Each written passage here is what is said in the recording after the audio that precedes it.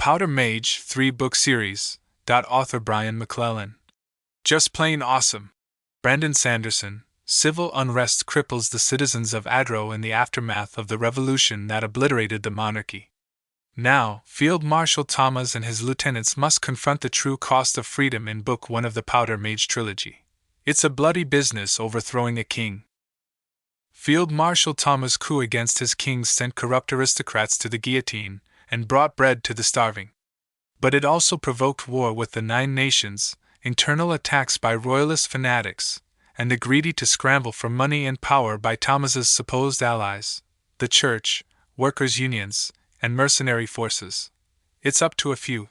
Stretched to his limit, Thomas is relying heavily on his few remaining powder mages, including the embittered Taniel, a brilliant marksman who also happens to be his estranged son, and Adamat, a retired police inspector whose loyalty is being tested by blackmail.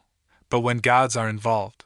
Now, as attacks batter them from within and without, the credulous are whispering about omens of death and destruction.